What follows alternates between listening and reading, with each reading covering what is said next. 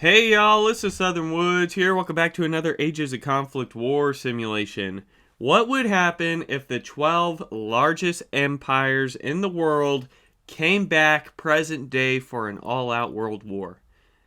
Look at the map. Look how beautiful it is, in my opinion. Look at all these huge empires from across history, once again having most of their territory. A few discrepancies. I had each empire at their top, their peak performance. However, some of their land overlapped, so I would kind of give the inner land to the smaller empires, right? Kind of have the larger ones be on the outer perimeter. And I only did one empire per region. For example, the Qing dynasty, I didn't do any other Chinese dynasties, right?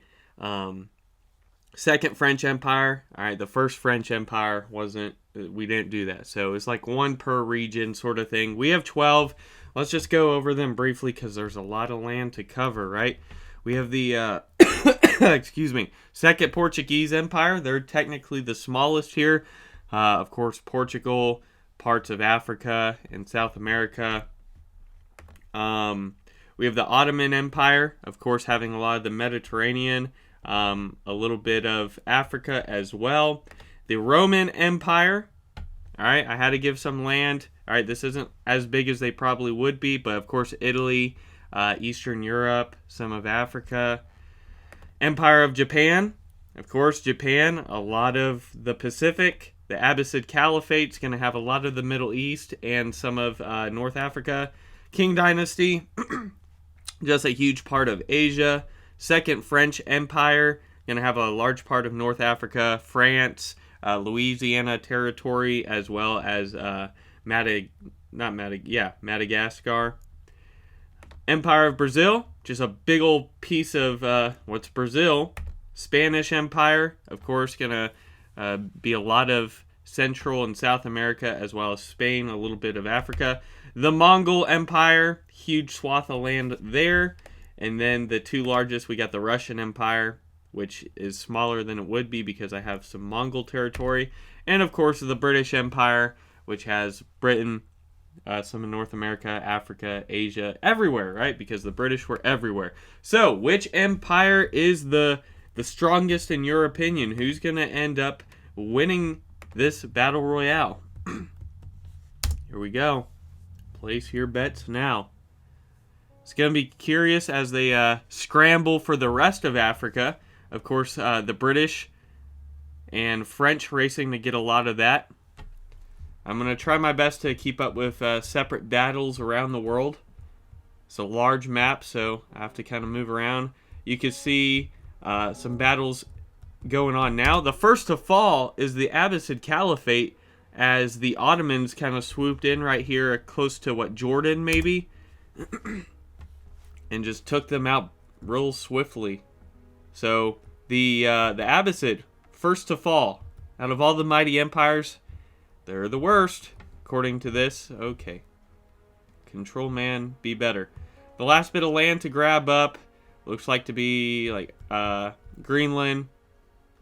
Spain's taken the last bit of Africa. We have the Mongols pushing further north into the Russian Empire, as with help from the king, who is partnered with Japan, conveniently enough. We have the Second French Empire. They're at war with the British everywhere. Looks like they're going to get suffocated in North America and in Africa. They're not doing too hot globally in this world war. Meanwhile, the Mongols pushing against the Roman Empire. The Second French Empire and Russia just fell.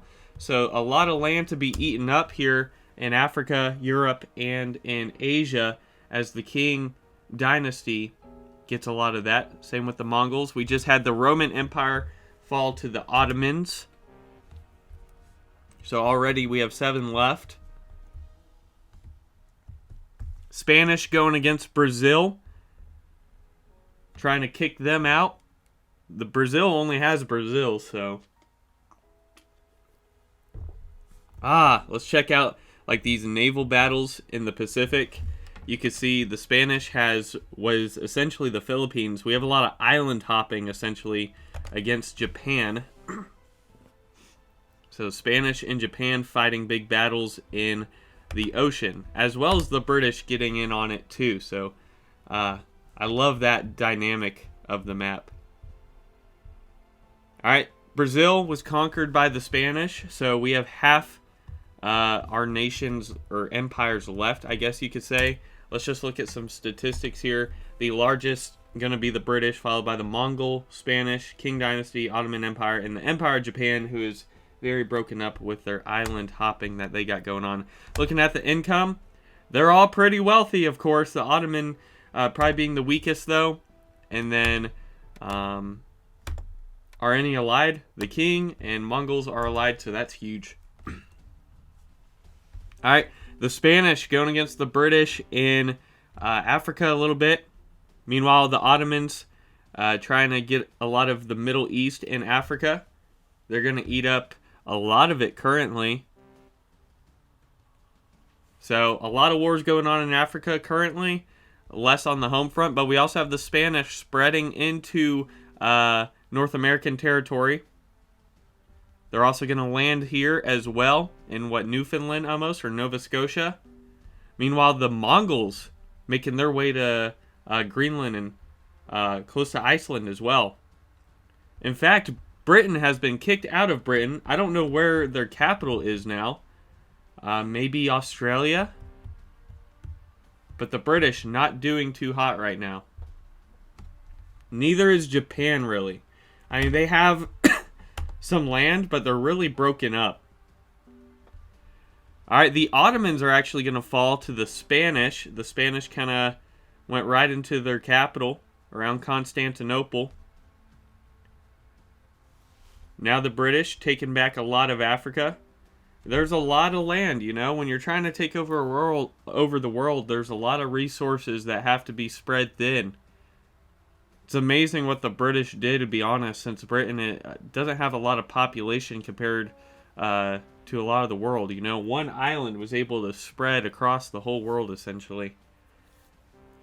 A lot through just military might. The worldwide dynamics, man. Very interesting. But now we have Japan eating up Australia. A lot of it, at least. So that's big for them. They're reclaiming a lot of these islands. In their little island hopping campaign they got going on. Wow, that was just huge. The Qing Dynasty just backstabbed the Mongols as they were preoccupied with the Spanish. So just like that, the Mongols fell with a very swift knife to the back. This means Japan's going to get India. The Japanese India is just crazy. I want some alternate history on that. We have 4 left. The Spanish, the Qing Dynasty, the British still hanging on, and then the Empire of Japan. There's just so much land. Like on 5 speed, you know, they're just trickling further and further. Also, the Spanish sending a lot of aid to the British, who are actually held up in like the most inhabitable place in the world. For that Arctic belt of North Canada.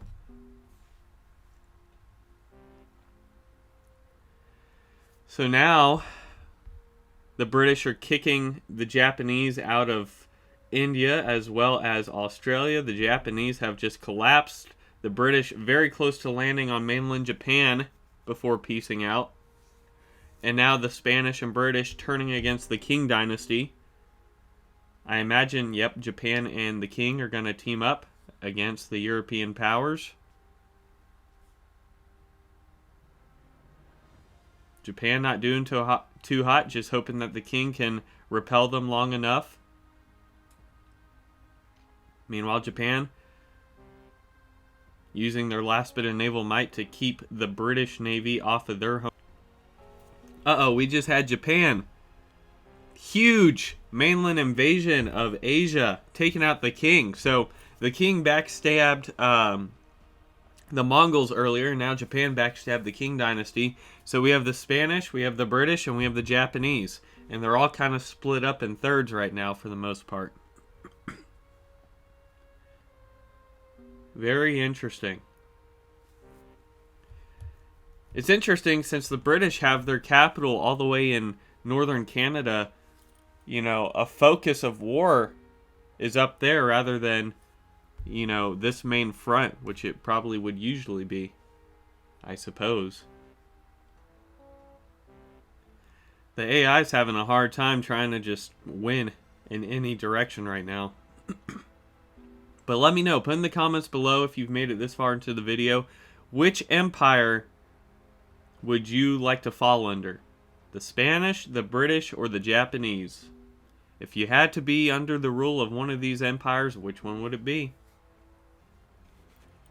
The British, they're struggling against both the Japanese and the Spanish. They're kind of being suffocated over here in India and Middle Russia. And they got kicked back off their island. So the British, the largest empire in history, they're struggling. The Spanish finally creeping closer to the British capital up here in the Great White North. Uh-oh, they're encroaching on their capital. Are they going to move or are they just going to collapse? They're right there. They're right on the doorstep of their igloo capital. And the British are going to fall to the Spanish. Japan trying to get a lot of Australia and New Zealand. Who will get New Zealand first? It looks like it's going to be the Japanese. So will it be Japan or will it be the Spanish?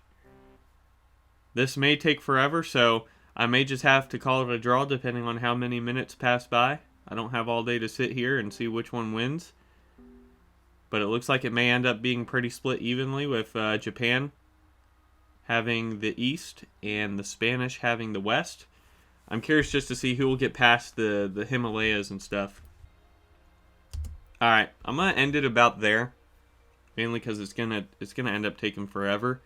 But if all the 12 largest empires came back to life and just had a huge world war, it'd pretty much end up having Japan owning most of Asia, including India, and most of the Pacific, excluding this part of Australia, and the Spanish having the rest.